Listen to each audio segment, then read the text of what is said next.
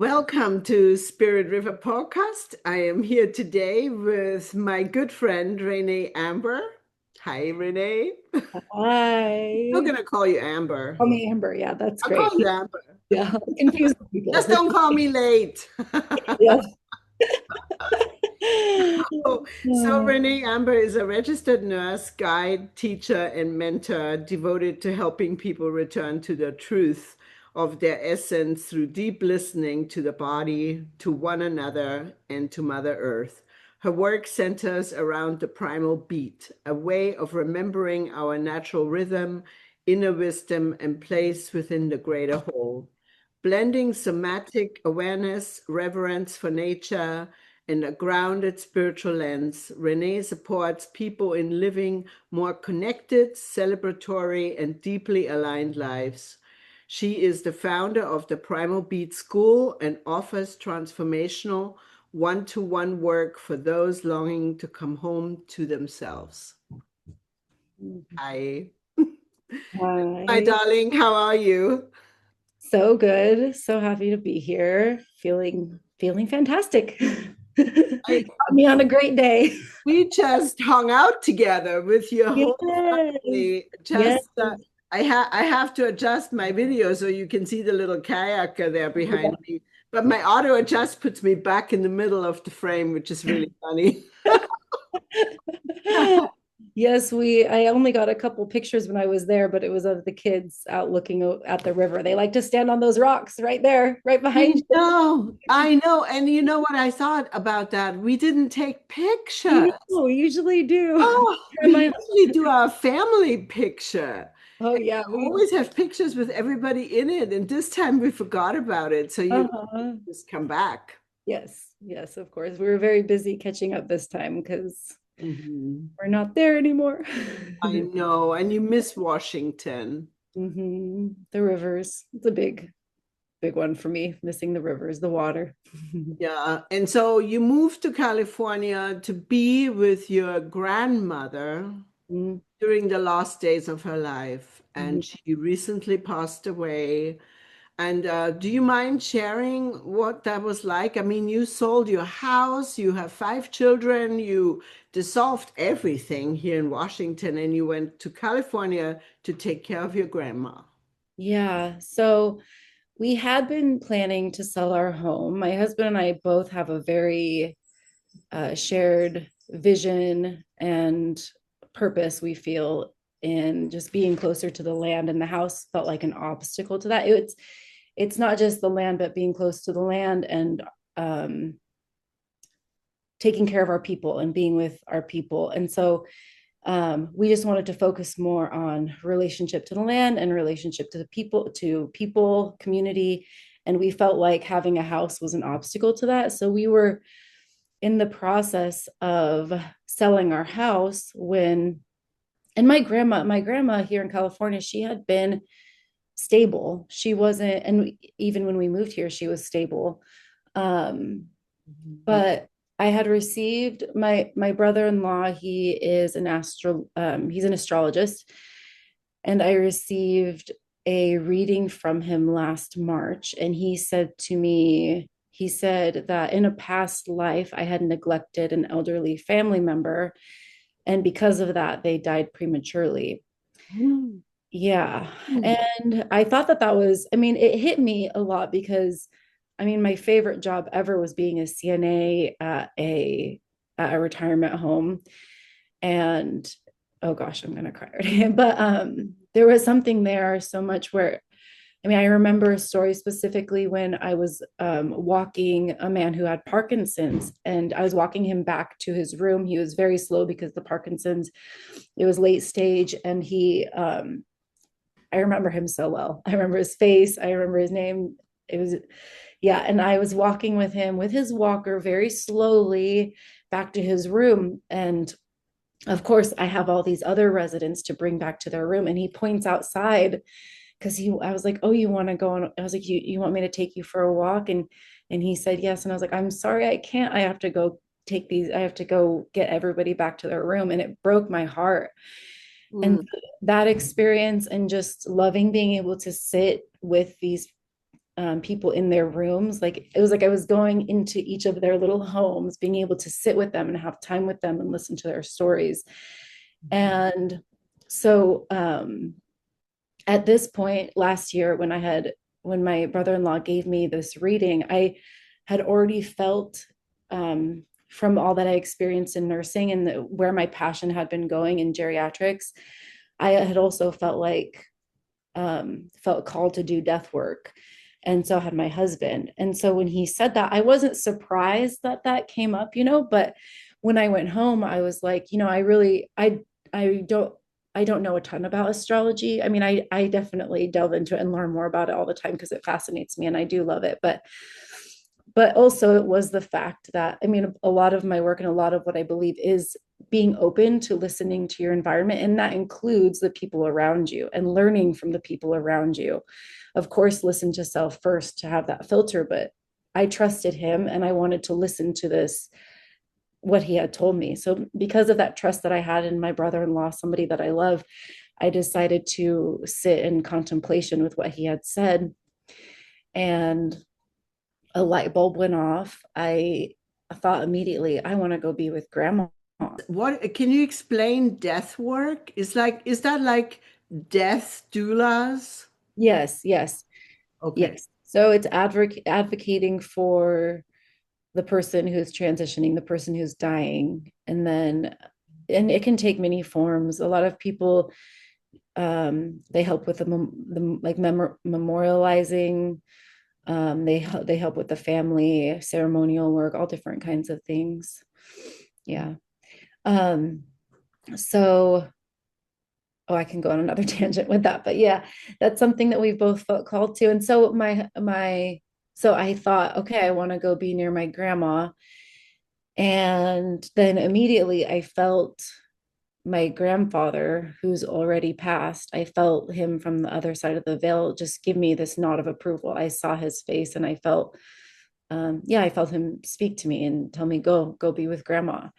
And so that was really it. I called my aunt and my grandma. My grandma had been living with my aunt since she had retired. Her and my grandpa had retired. And I asked my aunt if I could come and if her and grandma were okay with it, with our family of six, me and Jeremy and our four kids. And Wow. uh, No, she, five. yeah, I don't like no four. I don't know why I said five. You're four. Okay. And so, and they were more than happy, which I was so grateful because it's not the biggest living space. It was definitely a challenge. I didn't know how big of a challenge it would be going from, we had a decent sized house and then going to a very small living space. And we'd really curated our home to our liking. It was beautiful. I loved it. You guys visited us there, which was Oh, such a I treat. love that house. Oh my God. I That's absolutely fantastic. love that I garden. It was incredible. I know Jeremy is an excellent gardener. He started his garden here, but yes, so we came here and it was such a treat. The girls would run into my grandma's room anytime she would need help, and my husband would cook her any meals that she asked for. She would ask for very specific meals, and he ended up feeding her from his garden before she died. And it ended up being happening quicker than we thought it would, but it felt like, yeah, I mean, I don't know. It blew mine and Jeremy's mind how it's strange to say with death, but this is also part of being a death worker, is being okay talking about death. But Mhm. it really was such a beautiful experience for Jeremy and I, who we had already had our visions set on being able to participate in this kind of work and to be blessed with this experience with my grandma. And it had been so hard for me. It had been like, I was so scared. I'm like, what did I do taking my family here, taking my kids away from their friends? But this is more valuable than, this was more valuable than, I think that they won't understand that till they're older. But we could have stayed with the traditional life, like stay in our home. And I had all the reasons to stay. We had great community, but I mean, we still stay in contact with those friends. And I think that that's so beautiful too, that we can teach them how to build lifelong relationships. And then to have this time with my grandma and my family here, and my aunt really needed, like, I mean, my family my dad couldn't come, and then my other aunt was couldn't be here when she passed. And then my aunt that I live with, um, she's handicapped, so she needs help. And so the timing was just um, divine. Yeah. So were you with your grandmother when she crossed over? Mhm. Oh, Yeah. so everybody was there. It was me, and it was in the hospital. The kids weren't there. It was in the middle of the night, but me and my aunts and my cousin and a couple other family members, their partners. Yeah. Mhm. My aunt's partner, my aunt and cousin's partner. So she took her last breath and she died a peaceful death. Yes, yes, that was something I was so grateful to see too, is that it happened quickly, but I think when it happens quickly, it's sometimes on the person's terms. They don't really want to be here with it happening slowly and them losing their faculties, you know. Yeah. So I was grateful for that. Yeah. Yeah. I could have dragged out for years and years and years and years and being in a hospital. Yeah, I Mhm. always said, if I have to die, I want to do it quickly. Yes, yeah. Jump out of a helicopter with a parachute that doesn't go up, doesn't open. Yes, yes, exactly. Or I don't want to hit a tree skiing. That's not a good death. Oh gosh. But I've looked into the death doula thing myself because I've been told so many times by different mediums and psychics that I need to do grief work or death work. Since you know that I had a near-death experience at age 9, and so for me, I don't think there's ever been a day that I can think of where the first thing that comes to mind when I wake up in the morning, which is usually between 3 and 4 a.m. every day, that I don't think about my death. And it must be, I've interviewed a lot of near-death experiences, and they all say the same. Yeah. Like you're always thinking about the other side because Yeah. you've been there. How and it's unforgettable. It's It's unforgettable because there's so much love and so much bliss and so much ecstasy, and it's so incredible to be on the other side. And I can't wait for that day. So I'm yeah. excited about dying. Oh my goodness, goosebumps all over. Yeah. Wow. The only thing I'm afraid of is dying, with a disease or something. That's not how Mhm. I want to go. I want to go quick, really fast. Right, right.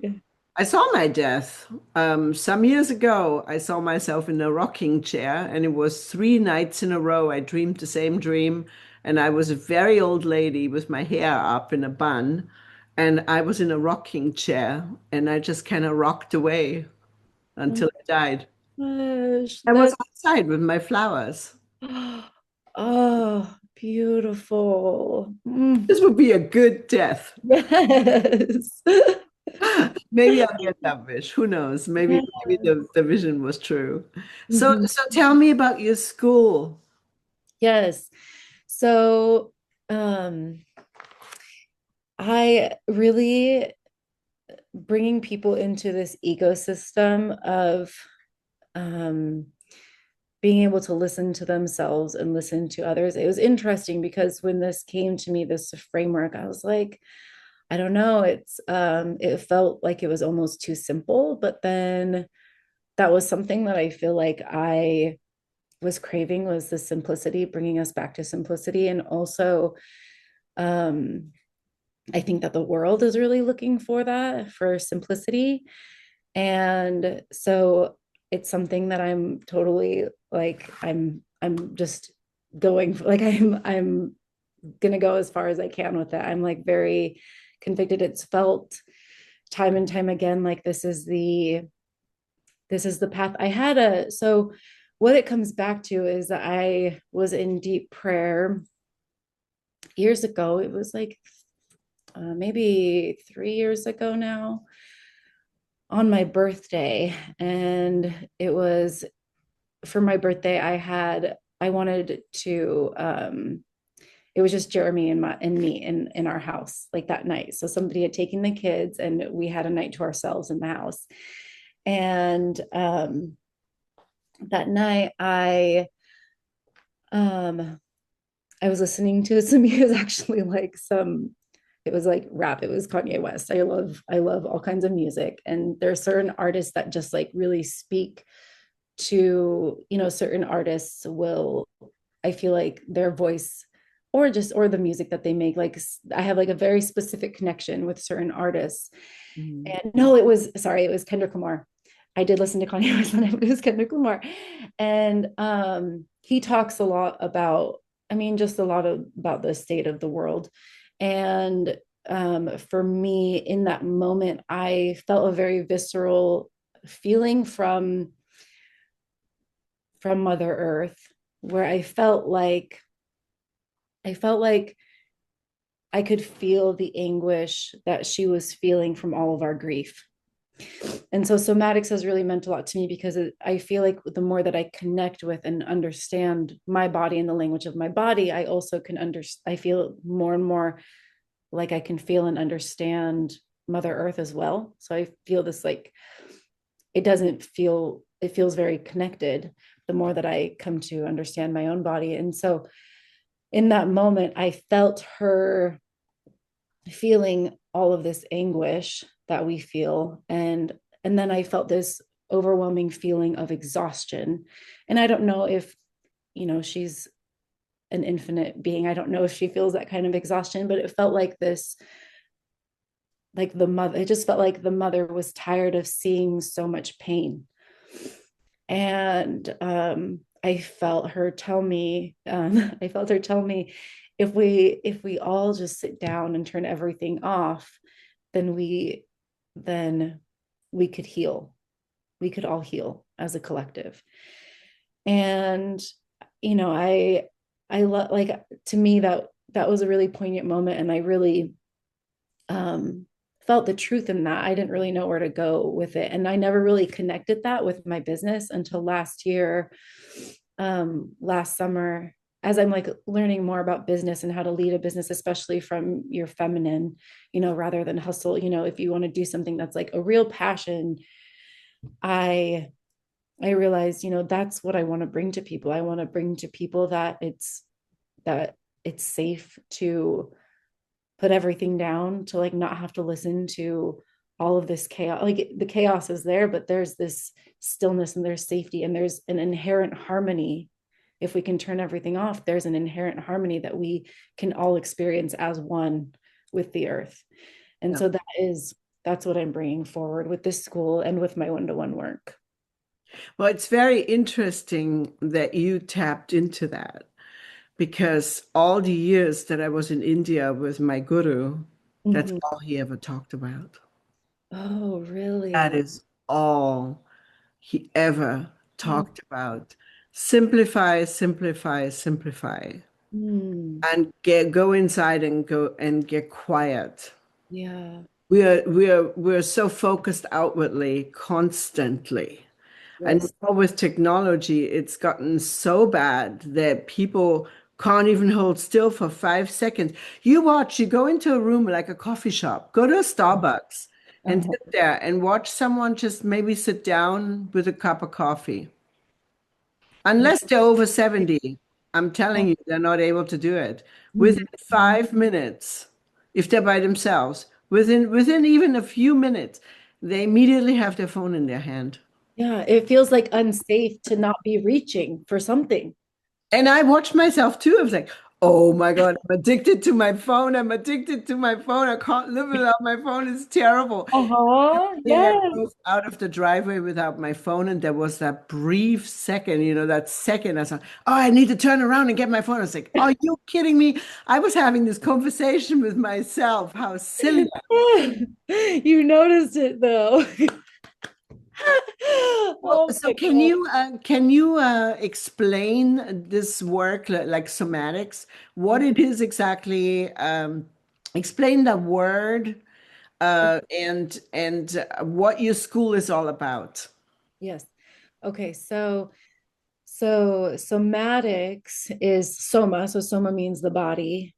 And so we are so in our minds, and a lot of therapy is based off, cognitive behavioral therapy. A lot of it is we're focusing in the mind.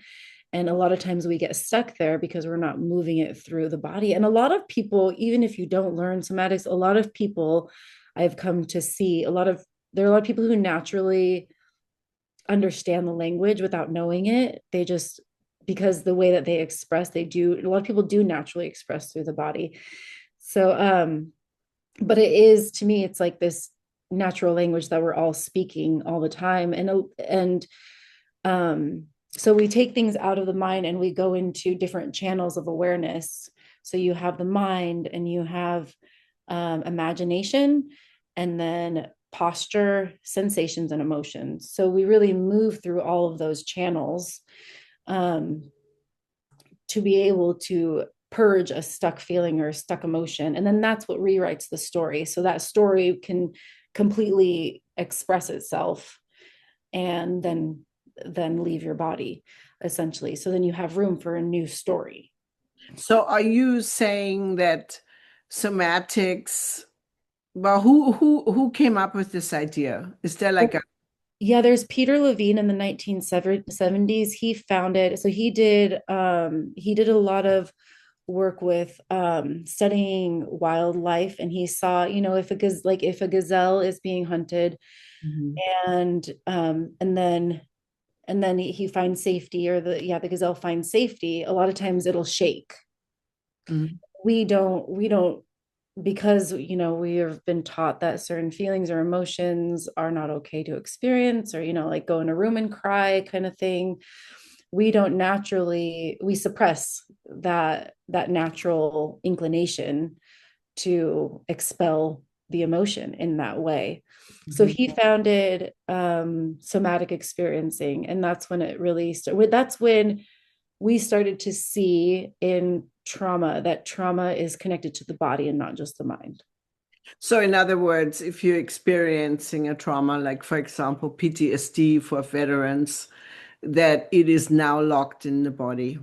Yeah, exactly. And so you're experiencing something outwardly, and then immediately it sends a shockwave to your mind, and then the mind transfers it wherever it hits you the most, in your solar plexus, in the heart, or in the gut, or in the legs, in the limbs.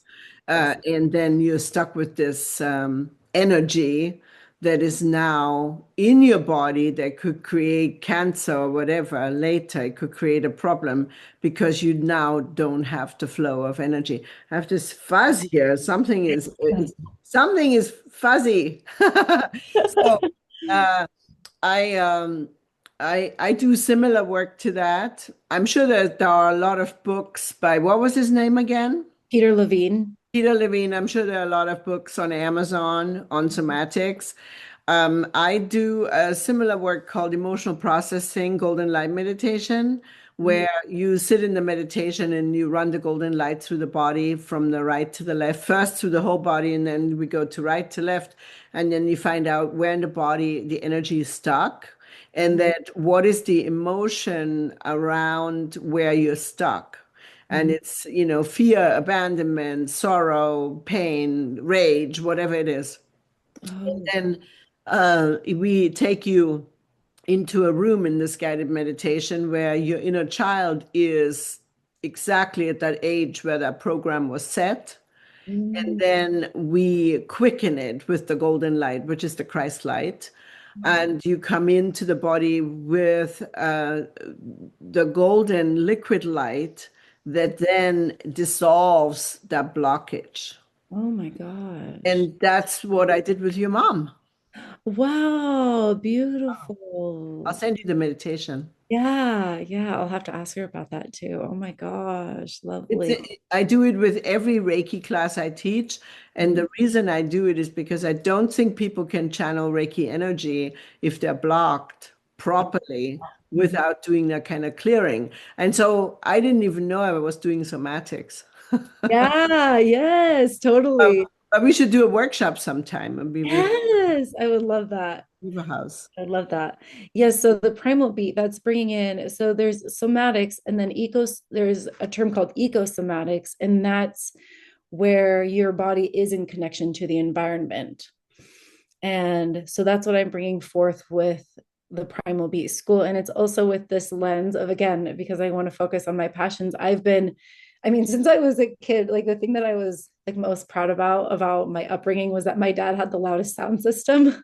You had And a so what? he had the loudest sound system on the block. We had Your the dad. sound system on the block. Yeah. A huge CD collection, like shelves and shelves. And so music is such a big part of my life. And it really is like if anybody knows me, I used to think because of how I my own core traumas, I thought that I had nothing to bring to the table and I felt like I had no gifts or talents until I was in my 30s. But if Oh, anybody, yeah, if anybody knew me, they knew that Amber loved music. Like, and I like, and anybody even says like you have great taste in music, I'm like, anyway.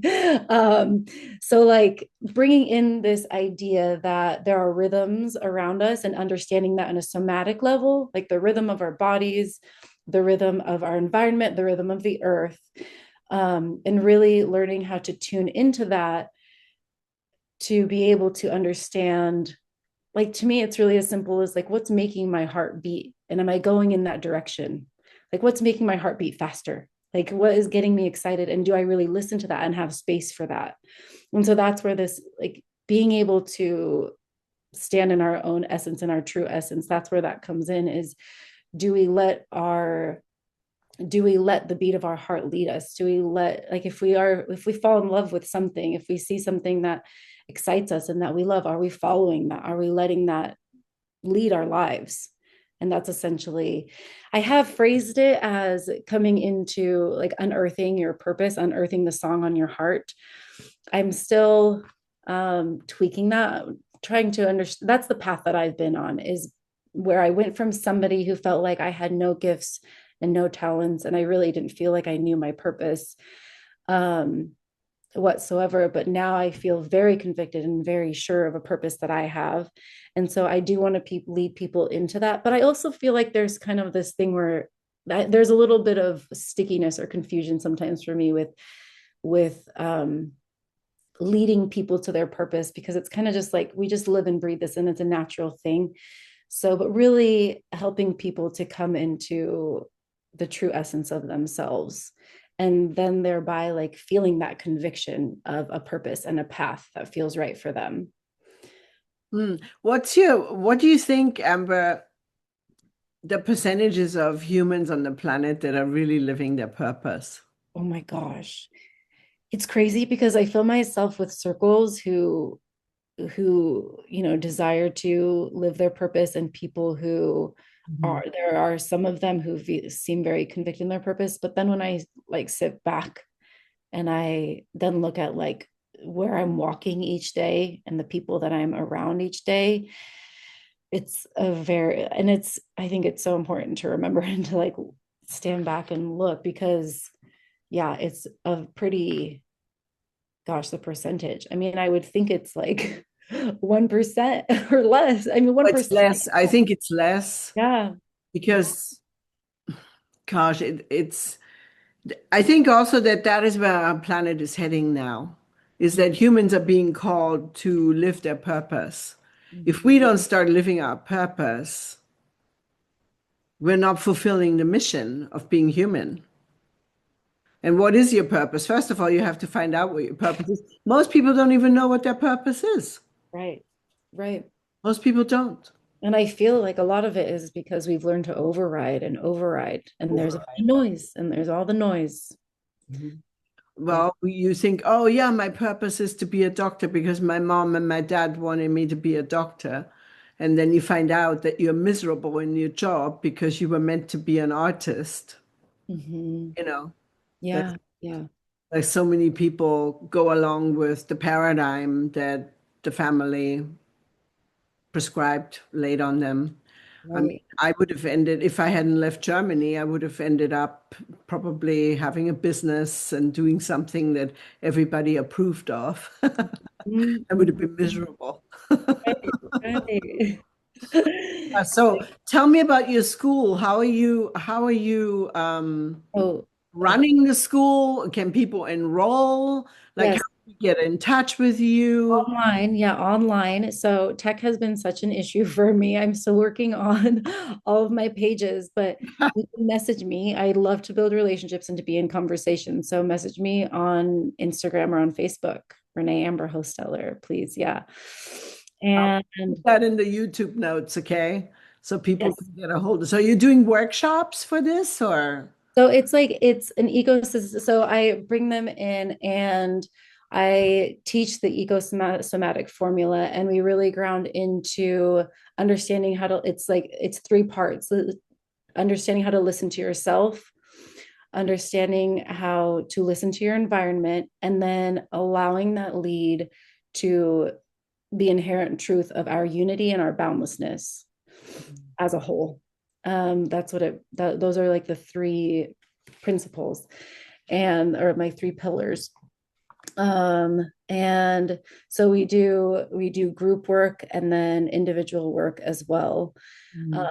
And yeah, I love the group work because that is teaching the principle of listening to others. There's somatic, I don't know if this is a term used by others, but I use the term somatic listening and allowing yourself to understand what's going in your body when you're listening, because you can have like certain blocks towards listening, and so really like understanding where those blocks are, and always having the first principle being listening to yourself so that you have a filter that is true and pure to your own heart, um, and then being able to have this ability to listen to our environment with safety, Mhm. and then allowing ourselves to then feel and lean into that harmony, the unity is just an inherent quality that is completely lost in our society, and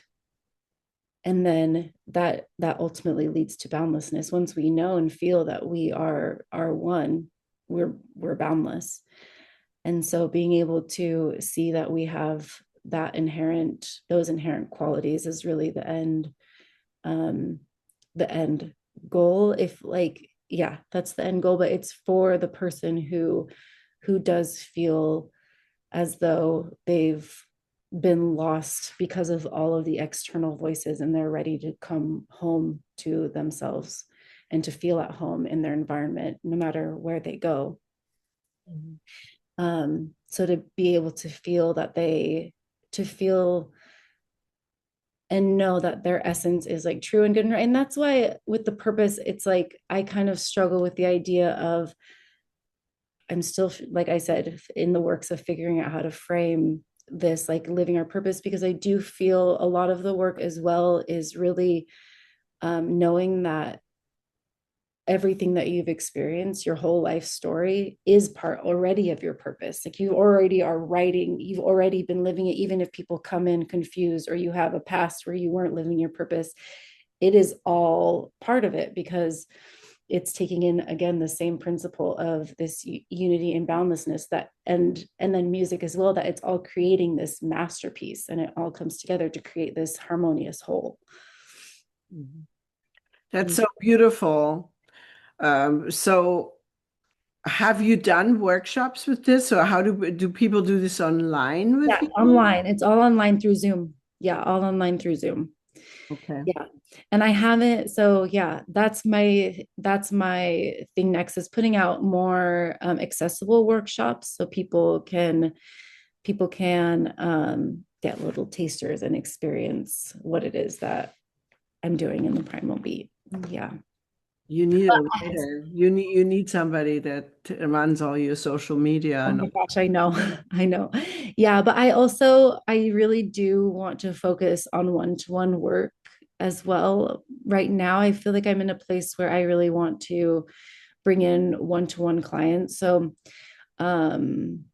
so I started the school. I put that out there, and that is something that I really want to fill up, like in the long term. But at the same time, I would like to work more one-on-one with people, to really like who are looking for this work, to also just do like all of my market research and to see what it is that people in this position are looking for, and then turn it into like a community and a a group setting. Well, like I already have that out there, but I want to um yeah, I want to start there. Not start there. Like the school is open and ready for anybody to join. Mm. But I also am calling in more one-to-one work for that reason to just yeah, to understand what these people are really wanting from me and how I can serve them best. So currently you're working as a nurse. You just finished two very intense days. Yes, yes. Transition people that come out of ICU. Yeah. What is Yeah. that called? There's a name for it. Step down. It's the telemetry unit, step down. Yeah, step down unit. So Mhm. that's got to be really, really tough. Yeah, yeah, it is. I'm so grateful for, I mean, I had a lot of issues for a while. Once I realized my eyes were opened a lot to things that were going on in the healthcare industry. Mm, And I was like, what am I doing in this? What am I doing here? mhm. But I see a lot, like I said, when we step back and like look at our entire lives, how everything harmoniously leads up to, you know, where we are standing right now. It's all a beautiful part of the story that we are writing for ourselves. And I, and that I would say God as well has a hand in. Um, but I feel like now I'm at peace more than I've ever been in um, my nursing career. I think since I was able to care for my grandma and step in to support my family in that way, um, I didn't expect my family to be so, they just were so grateful that I was here. And it was almost like this initiation into womanhood for me, honestly. Oh. Yeah, just that I was able to step up for my family in such a profound way. And I owe that to being able to be a nurse. It really is a beautiful, and the people that I work with, I mean, I work with people who want to help heal, even though it's the industry is difficult. We could go on about that, you know, but Yeah, I have a few nurse friends, particularly one who did a whole bunch of coaching with me for many years and mm, Reiki and all kinds of workshops. And she would put these labels on all the water bottles for the nurses of I love you, the emoto work oh, of programming the water for positivity because there was so much negativity yeah. on the floor. And people would come back to her and say, it's making a difference. And even the vets that were in the hospital would ask her for those water bottles that had those labels on it. Oh, yeah, that's, Became a movement. yeah. Okay. Wow. Yeah. I mean, if I were really ill, I would love to have you as a nurse. Oh, thank you. Thank you. If I came out of ICU, I'd love to see your face. Thank you. I do hear that. I hear that. I'm like, I bet you do. I bet you do. I think if you guys come back to Washington, which I have a feeling you will, if you become a death doula, you and Jeremy, then, when I pass on, I hope you'll be there. oh, I'll put that in my contract, in my requirement I mean, of how well, I'm you going to too. die. I talk about that. I told you I talk about death a lot. It's Yeah. like, Oh, I'm glad we have that in common, and it would be yeah. an an honor. Well, Oh,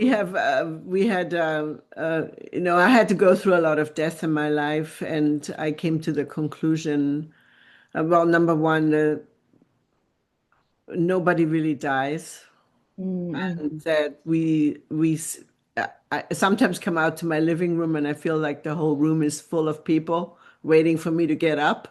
I oh, feel like none of them have ever left. I have to tell you a funny story. It's not really that funny, but I have a good friend who had sort of well, he had this groupie girlfriend, but he always denied being the boyfriend. But she worked for him and she adored him. She absolutely was smitten in love with this person.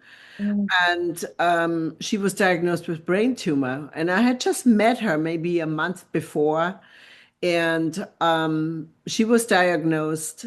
And the gentleman she was in love with, he completely fell apart and took off for weeks and weeks and got into his RV and left the building, so to speak, his business, everything. He just walked away because he couldn't handle it. mm, Then she crossed over. There was a funeral. My husband went to the funeral, but I couldn't go because I had a prior commitment to travel to Roseburg. I have a mm, friend, Debbie, who owns an Italian restaurant, Debbie Dinino, and she had a medium coming in from Grants Pass by the name of Sharon Bauer. mm, And I had to go see this medium. She had a group of 10 people and they had to show up. And so I couldn't let her down. mm, And I walked into the room with the medium, Sharon Bauer, and she asked me, why, if I had any questions of why I was here and so forth. And I said, well, actually, I should be at a funeral. I felt like I should have been at the funeral and not with her. uh-huh. And she said, and I hadn't even sat down yet when this conversation took place. I was just walking in saying this. And she said, you mean the lady with the brain tumor? Mm-hmm. And I said, Oh, what? She said, oh, she's standing right next to you and she's not her at her funeral, if that's what you mean. She's going to be hanging out with you for a while. oh my gosh. And Wow. then I sat down.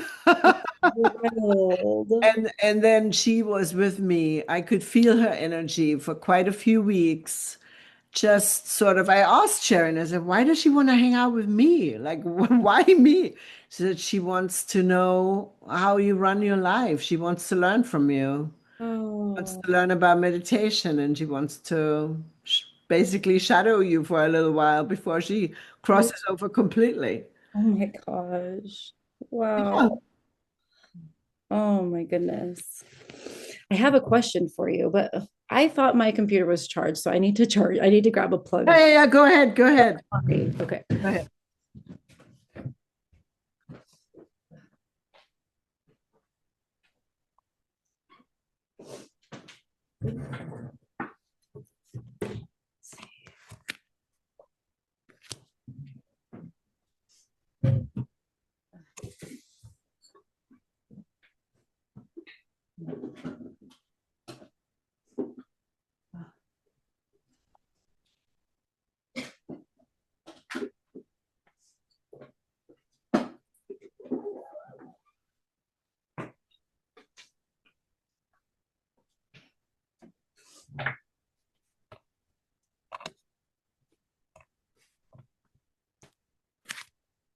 Let me see if it's charging.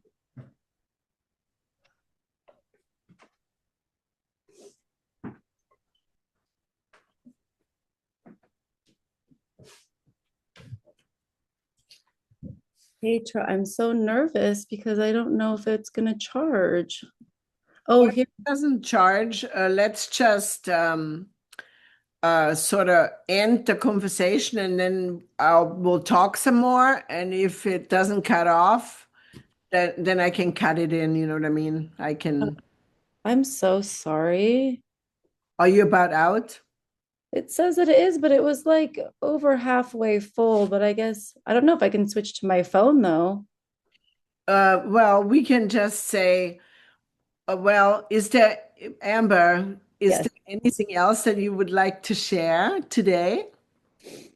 Um, well, I kind of just wanted to ask you real quick because I feel like with my I've talked a little bit about two separate things here, the death doula work and this Primal Beat School. And the death doula work is something that I imagine, when I'm more stationary and I can be because we're kind of moving around, right? So in order for me to help these people, I want to be more stationary because we're going to be probably not here for very long. So to establish something like that, I need to be more established in a place. So, but something that to me, like combining this work, there's something with the primal beat and really like being able to celebrate that we are fully here, that this is our home, we're here, we're meant to be here, and to celebrate all of who we are is such a big, there's something so connected to me with celebration and death.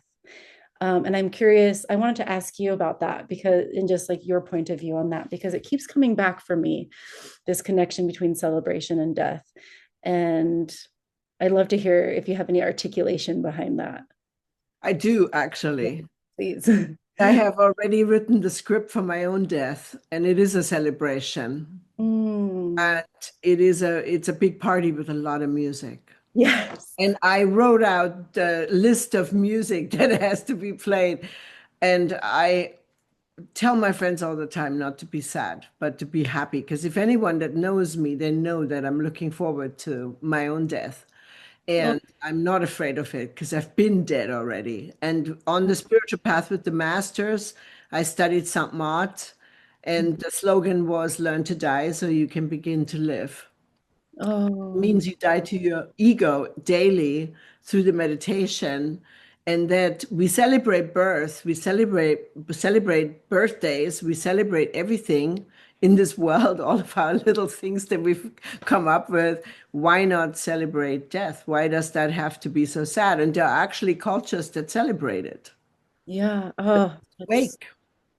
That's so beautiful. Where Yeah. people can let go of all this energy, of this sadness. You come together in the Catholic Church, for example, you come together, there's a dinner or a lunch or whatever it is, and people talk about the person, they share stories.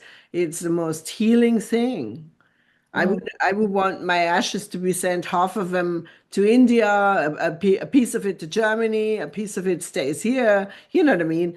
yeah. And my nieces and nephews, my uncles and aunts won't be around anymore, but my nieces and nephews can have a party on my behalf. And I'm going to send them all a letter. And I said, if you get these ashes in the mail one day, I'm expecting you to throw a party and, get some of those stories to everyone else so that they can let it go. Oh, It's about letting go. It's about release. It's the same as somatics or emotional processing, golden light, oh, because we still believe that we are no longer here. That death is the finale. That it's so painful and so horrible when you're missing the person, and the truth of it is we're just changing bodies, and mhm. our consciousness doesn't go away. It's eternal. Mm, that's so beautiful. Oh, I feel so inspired right now. Yeah, I really want to work in this idea of death into the primal being in some way because I want to bring in all the pieces of who I am into all of my work always. So That's so beautiful. If I can help you in any way, let me know. I mean, I, yes. I think that's the most important work, Mm, honestly, mm, by far. We must learn to transition people in a different way than it's been done. mhm, It's mhm. because souls are getting stuck, Yeah. and there's so much pain in these hospitals. I mean, Mhm, granted, the angels come and take you anyway, but he's like, but it's mostly for the relatives that it's so painful. And I still feel every day I think about my ex-husband, how he died, and mhm, it was very sad. And it just broke my heart that he had to die such a lonely death. Or my father, my mom, that was very quick. She was only 39 when she died, but I just, it can be done differently. The yeah. Native American Indians had it down, Oh my gosh, I've got to learn from them then. Yeah. right? Oh, wow. And there is a Buddhist center in Portland where, in the Catholic Church, when I was little, Mhm. there was a cemetery in my hometown, Mark Schwaben, outside of Munich, where when someone died, their body would be taken to this glass house in the cemetery and the body would be on display. Hmm. Us kids, we would wait anxiously for the next dead body that was coming. And there Wow. would be a note on the wall that Mm. would describe who that was, how old they were, what they died of, and a little story. Oh, I would stand there for hours looking. oh. And then there was a funeral 3 days later. Hmm. But you would not bury people for 3 days. They had to be, I mean, now they don't do the displacing anymore because people find it sort of eerie. I thought it was very healing and great because it reminds us that that we're not immortal. Hmm. We're sort of immortal, but we're not immortal. In this particular physical body, I'm not immortal, And but I I'm guess immortal as a soul. The soul is immortal.